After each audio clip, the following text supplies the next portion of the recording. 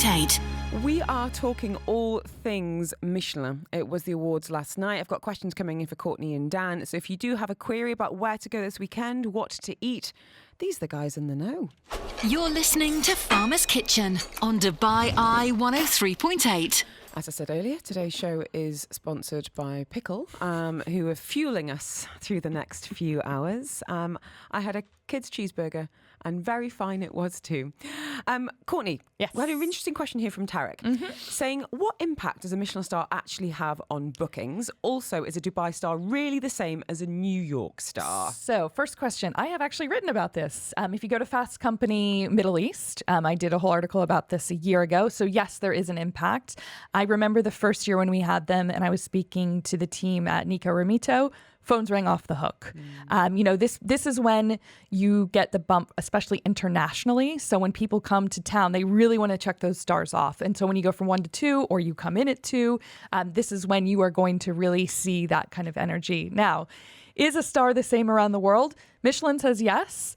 I personally say no. I think it does vary. Even if you look at, and I say this with all the love, if you look at all of our 1 stars, I think that there's a lot of, not discrepancies, but there is a very wide range. And I will be neutral and leave it at that. Dan, do you want to be unneutral? So I got to have the pleasure of a very contrived press conference with one of the Michelin judges who came onto a Zoom call, obviously didn't reveal their identity. And I sort of posed the question to him saying, we've had the guide here for 3 years now. Surely there'd be changes, like there's not been a single restaurant that's been downgraded or removed from any of the star lists, and this happens nowhere else in the world.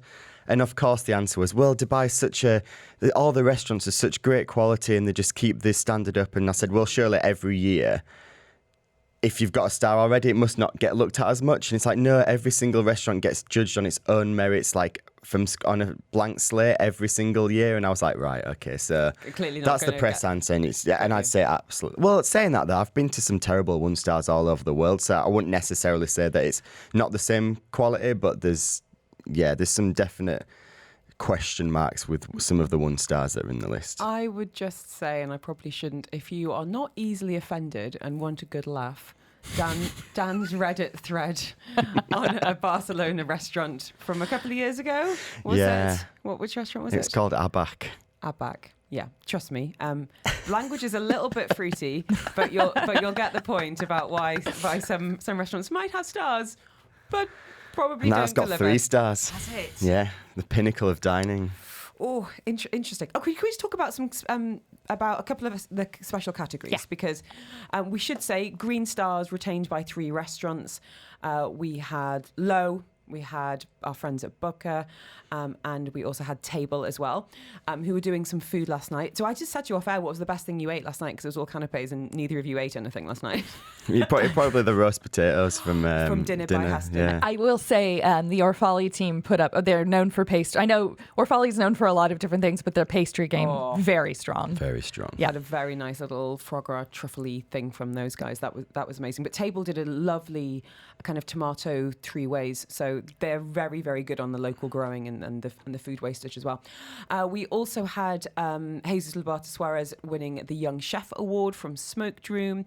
And I love the idea of the celebrating the young talent. I mean, he's young. Yes. But then actually when we think about some of the chef talent around Dubai, it's some really, young guys and girls. Won the first, I think the first year or second. First year. He's 25, 26 yes. now? Yeah. Yes. Can we talk about Tresson Studio? We of course can. Always and forever we can talk about Tresson Studio. What my big kind of takeaways from the evening is, as touching on what you said before, Courtney, is the idea of the humanity behind it and how the Dubai community comes together and really is genuinely delighted for, I think I said some individuals, which makes it sound like it's not delighted for others, but there are some kind of homegrown heroes, and I think Tresson Studio is just delivering left, right and centre, and to see that kind of personified last night was It was wonderful. It was, and we know the Tresson Studio team obviously had a big year this year because they were in Las Vegas, number 12 in the world. I think 13 this year, yeah. And that to be with your international peers is amazing, but then at the same time to come into the room where you know everyone and everyone supports you,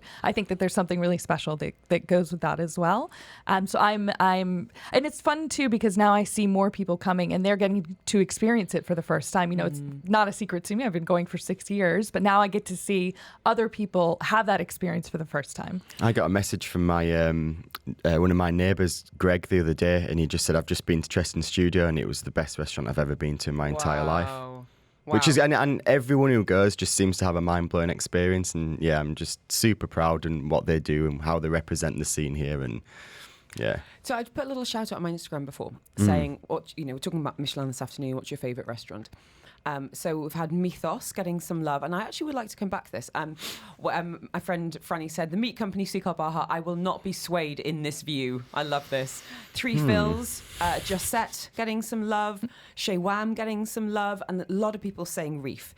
Now, it was great to see Reef on stage last night getting, I think, 3 awards. Yeah, and somebody made the comment, like, leave some awards for somebody else. But he is our chef's chef. He's prolific. He is. And, you know, when we had the World's, the 50 Best, I know, not Michelin, but the first year of that, he won the inaugural Chef's Award, which is voted by chefs. You know, there's a reason that he's winning. And I think Tiro, the Experience by Reef Othman, was also included for the first time this year. But it's, you know, again, you're in a room of your peers and you get to celebrate. Just to come back to a couple of those restaurants that are, you know, getting some love on my Instagram. So let's use Shea Wham as an example, who I think should absolutely be on the Michelin selected list. I think that it is, you know, really, really up there. Food, atmosphere, it's proper party, great quality. But I do feel like there are some restaurants that are kind of conspicuous by their, you know, omission, especially when you've got restaurants which are very, very new, you know, in a matter of months, you know, getting some top spots. Just to come back to your point, Don, about kind of how often are these restaurants actually, you know, kind of reviewed and reviewed and revisited? Do you think it can be a case of you could be around for years and years and years and then suddenly find yourself with a star, or do you feel like you need to come out the gates really strong? So actually, this was something that got brought up in the press conference yesterday, how they actually kind of whittled down. Because I think Claudia was there and she asked a question, and I think she mentioned that there's 18,000 different restaurants in Dubai, I think she said. How on earth and can you yeah, so how do you whittle that down? And interestingly, one of the big ways is that restaurants write letters into Michelin and request them to come. Hi, I'm here. Yeah, and which surprised me. So they say that they use social media. They kind of like obviously use things like TripAdvisor and Google reviews and things like that. And they get a lot of recommendations on their social media, so from people saying it. So what they do is they kind of get a big list of all of them, then maybe go to a few. And the problem is there's so many, they might go to one once and have a great experience and then just not go back. And it can always happen. Like I've been to some of my favourite restaurants and had a poor experience. And it's quite unlucky, but I think something like Shea Wham, it's new. It's still sort of like finding itself in the market, and it seems to be getting more and more focused, and the feedback just seems to be getting more and more positive as the months go by. And I'm certain that they're going to definitely get some recognition. And he's launched a new degustation, which I think could even get him to maybe be a star next year as well. From what I hear from feedback from people. Watch this space. There was a category last night for new opening, which was taken by the Guild, and I think that's quite an interesting one as well, because in Dubai we have literally hundreds of thousands of restaurants opening every year. Why I think the Guild is notable is the scale of it. You know, that to my mind, if you think about the operation side of a restaurant, it is a staggering space. It really, really is. And I have to say, roast dinner, phenomenal. So I like this idea of the category of a new opening. Also had a service award that went to, remind me. The team member from the Thai restaurant at One and Only Seville, the hosts, which They did a fantastic job. Also, sommelier of the year went, as I said, young chef. So it's interesting to think about this spread. It'd be interesting to think if any new categories are going to be added. Right, guys, we're going to get to the headlines. I've got Courtney and Dan in the studio. Feel free to let me know your favourite restaurant and if you feel like anyone should get a star. We're also going to go to the text line next.